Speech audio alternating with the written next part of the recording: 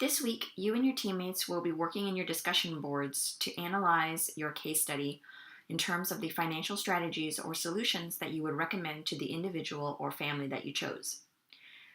Aside from the analysis in the discussion board, I highly recommend that your team put together a case study outline that uses the content from all the discussion boards that you've put together as a group. So recall there was a discussion board where you chose a case study, a discussion board where you analyzed the financial issues and objectives, and then this week is the discussion board on the solutions.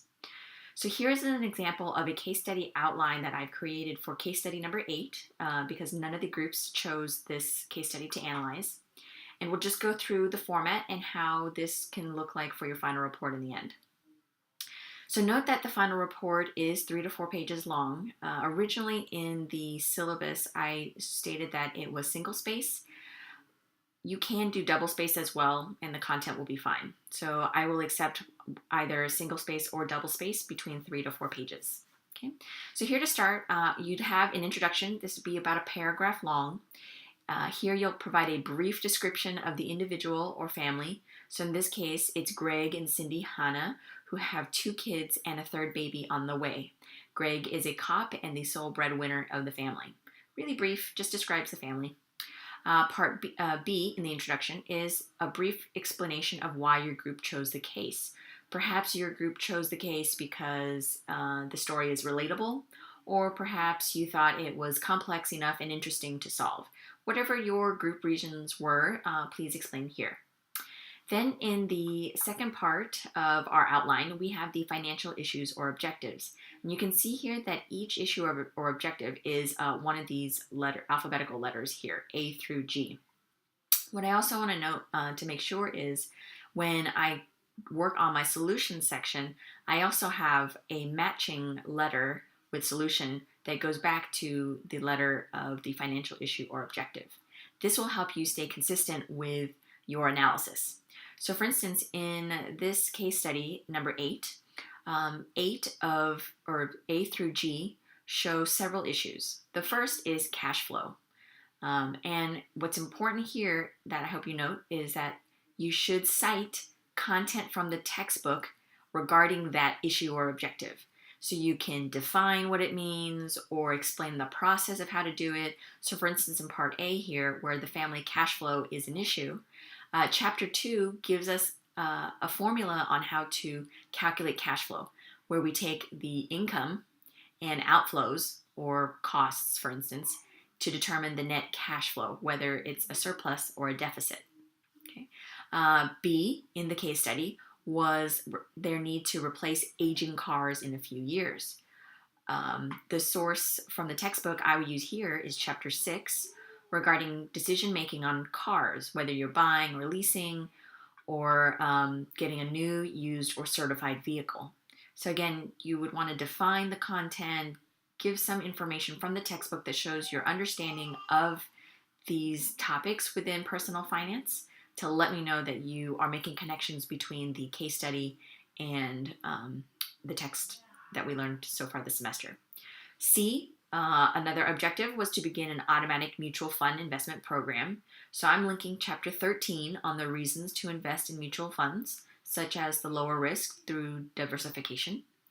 In D, another objective was college costs for their 3 children. So I identified Chapter 1 regarding time value of money, because $1 today is different than $1 tomorrow, as well as Chapter 4 in terms of savings plans, so different ways that the family might be able to save money. E is retirement, so I'm going to use Chapter 14 on the tips on saving for retirement and point out some different retirement plans. For Part F, the lack of disability insurance is a critical issue for the family. So I'm going to use Chapter 9 to describe why disability income insurance is needed. And then for G, another lack of the family is a lack of a will. So in Chapter 14, there's also types of wills and a discussion on selecting a guardian that I'd highlight. So here, I do not want to provide the solution to the problem. I only want to talk about what the problem is and why it's important, and content from the textbook that helps me understand some potential solutions before we get to it. Then in part 3, here are my actual solutions. I'm not going to go through every single one, but you can actually see more detailed examples that match each of the issues in the previous part in part 2, such as tracking cash flow, how to do smaller savings for the car, how to set aside money in a mutual fund, doing financial calculators for college, perhaps opening up an IRA, what kinds of disability insurance plans that Greg could obtain, and then the importance of finding a guardian for the children. Again, it's great if you can cite or incorporate more of the textbook in here, but because you've already done it in part 2 when you've talked about the different issues, it's implied or gets carried into your strategies. So here, it's not as critical to cite, but it's great if you do. The more citations, the better, because it shows that you are comprehending the content of the course and applying it appropriately for our case study. And then last but not least, you'll want a paragraph that highlights the conclusion. Here you're summarizing the importance of personal financial planning as it relates to this family or individual that you've chosen in your case study and the recommended strategies that you've presented. So in a report, you always want to, in an introduction, give the reader an idea of what's to come, tell them in parts 2 and 3, and then in the final part is summarizing what you just said. If you have any questions, please let me know, but hopefully this was helpful. I'm going to post this outline in Blackboard as well, so you can use it as a template or an example of your own process.